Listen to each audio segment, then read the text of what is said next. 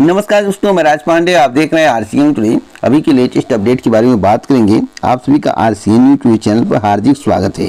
इस चैनल के माध्यम से लगातार आपको सबसे सही, सबसे सटीक जानकारी देने का प्रयास करता हूं।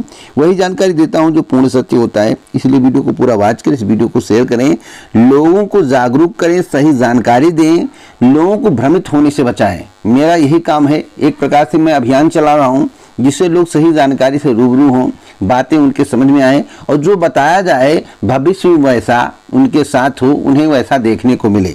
मेरा यही मानना है, मेरा यही कहना है कि आप लोग सही जानकारी से जुड़े हुए हैं, सही लोगों से जुड़े हुए हैं, तो सही लोगों तक अपनी बात पहुंचाएं, इस वीडियो को पहुंचाएं, ग्रुपों में शेयर करें, सभी ग्रुपों में शेयर करें जिससे ऑथेंटिक जानकारी सभी को मिल सके।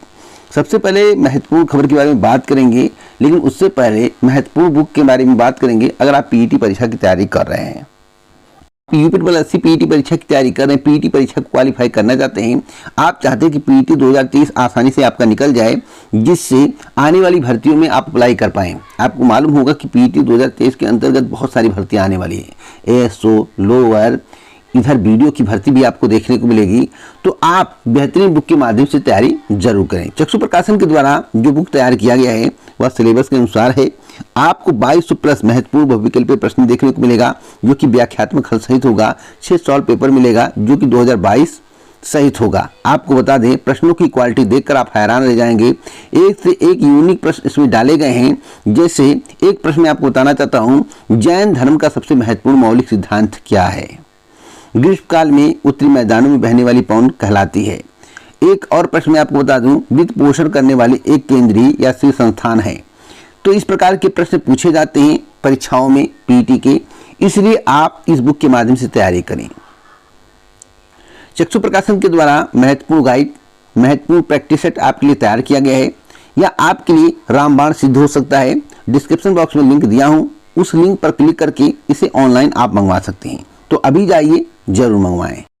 तो मैं बात करूंगा बिहार शिक्षक भर्ती के बारे में। बिहार शिक्षक भर्ती पर पुनः खतरा मंडराने लगा है, उसका मैं साक्ष्य दूंगा। साक्ष्य क्या है, बातों को ध्यान से सुनिएगा, समझने का प्रयास करिएगा। देखिए दोस्तों, यह बिहार तक की खबर है, इस पर पहले ध्यान देंगे। जो कहा जा रहा है वही आप सुन रहे हैं, जो दिखाया जा रहा है वही आप देख रहे हैं। बीएड डिग्री धारी को लेकर बहुत बड़ा झटका यह माना जा रहा है। बीएड डिग्री धारक प्राथमिक शिक्षक नहीं बन सकेंगे। आया कोर्ट का फैसला। कोर्ट का फैसला राजस्थान के एक मैटर पर आया, लेकिन यह पूरे देश पर हावी होने वाला है। लेकिन यहाँ पर साफ से बताया गया कि कोर्ट के फैसले के बाद माना जा रहा है कि भले ही कोर्ट का फैसला राजस्थान के एक मामले में आया हो, लेकिन इसका असर पूरे देश में पड़ सकता है। और सबसे पहले बिहार में चल रही 1.70 लाख शिक्षकों की भर्ती पर पड़ेगा। एक सवाल सभी के जहन में है, बिहार में अगर बीएड को एलिजिबल किया जा सकता है तो आखिरकार उत्तर प्रदेश में इत्यादि राज्यों में क्यों नहीं किया जा सकता है? जबकि भर्ती प्रक्रिया पूर्ण होने के पहले नियुक्ति पत्र किसी को नहीं मिला है, उसके पहले सुप्रीम कोर्ट का फैसला आया है।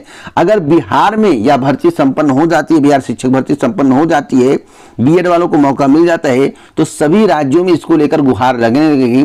आखिरकार बिहार ने कैसे कर दिया और अन्य राज्यों वाले कैसे नहीं कर रहे हैं। एक और महत्वपूर्ण जानकारी देना चाहता हूं। आपको मालूम होगा सीईटी को जब रद्द कर दिया गया है, सीटेट को जब रद्द कर दिया गया, तो आखिरकार बिहार में बीएड वाले एलिजिबल कैसे होंगे, वैलिड कैसे होंगी, यह भी सवाल सभी के जहन में गूंज रहा है।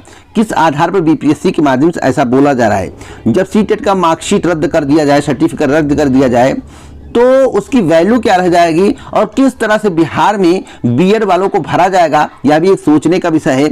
इसलिए आपको घबराने की आवश्यकता नहीं, परेशान होने की आवश्यकता नहीं है, पहले आपको इंतजार करने की आवश्यकता है। मेरी बात सुन रहे होंगे तो बीएड वाले घबरा रहे होंगे और बीटीसी वाले खुश भी हो रहे होंगे।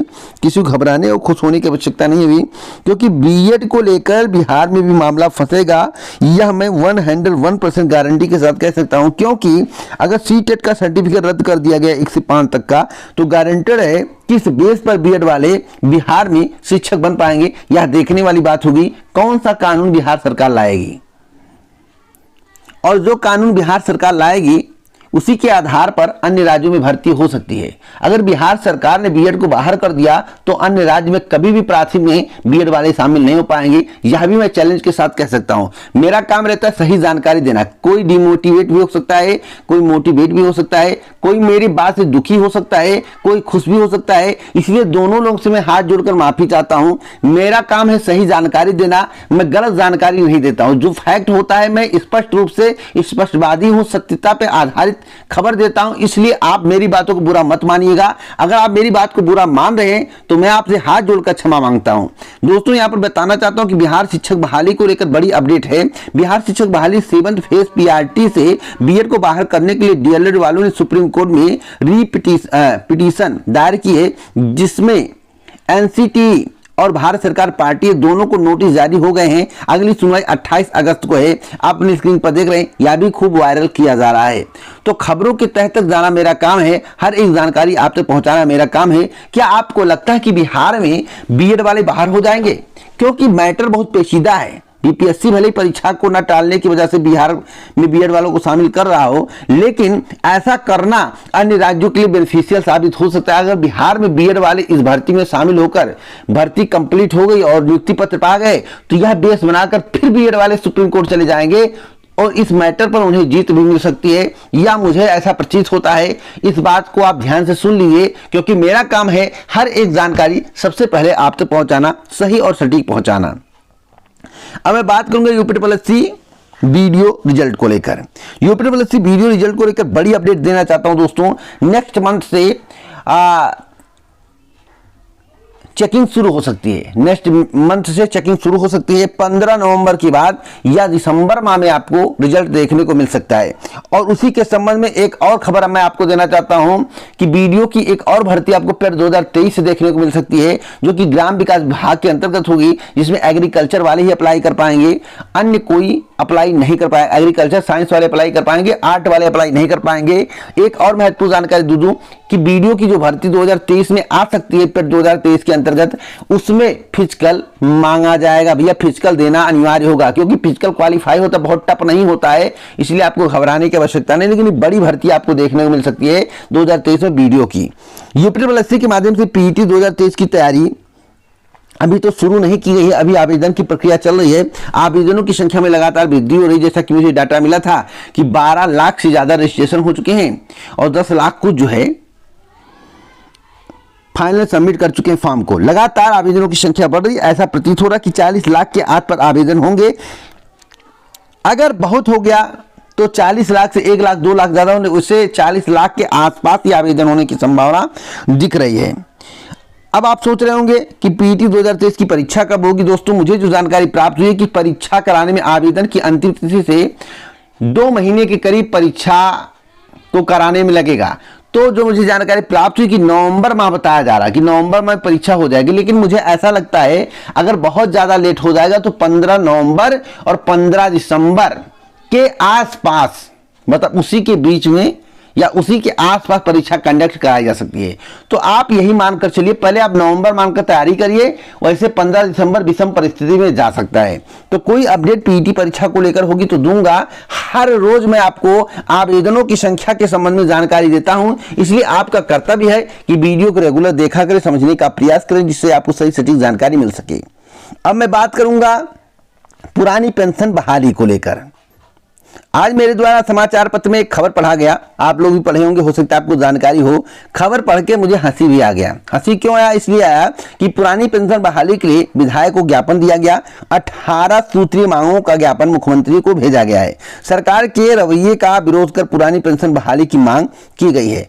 अब बताइए, जब उत्तर प्रदेश के मुख्यमंत्री योगी आदित्यनाथ जी साफ साफ बोल रहे हैं कि पुरानी पेंशन उत्तर प्रदेश में बहाल नहीं होगी, तो आखिरकार आप विधायक को ज्ञापन देकर क्या पाएंगे?